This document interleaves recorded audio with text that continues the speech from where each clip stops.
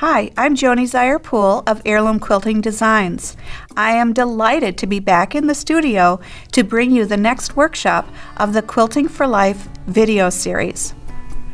Today I will introduce you to the wonderful world of machine quilted background fill patterns using the Background Bonanza sampler. This Background Bonanza stitch sampler is a square divided into 9 spaces that you will learn to fill with wonderful background fill patterns. I chose these particular patterns because they're not too difficult to stitch, and they will reinforce the information that you've learned about pattern structure by teaching you to stitch from each of the different categories. We will cover setting up the machine, how to approach the entire landscape with what to stitch first, last, and why.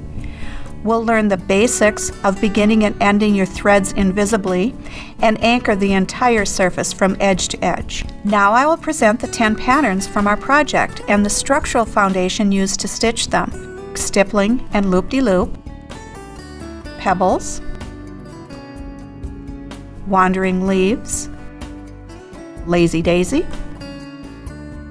headbands, feather,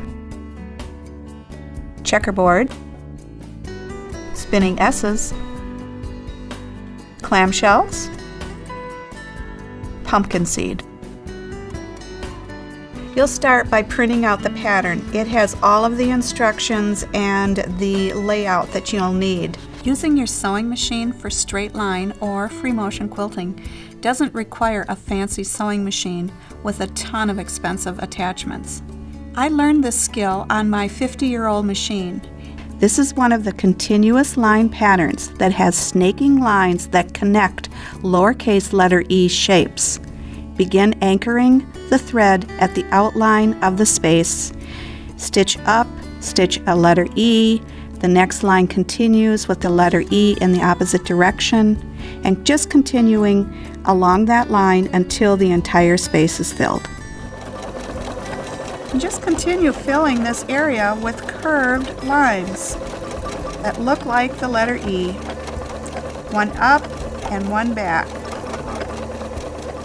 And when you filled the space, be sure to lock your threads on the ribbon line. After you discover how much fun it is to include these background fill patterns, you're going to want to apply the stitching techniques you learned from this video for projects that require heavier threads and needles. So I want to thank you for joining me for the Background Bonanza workshop.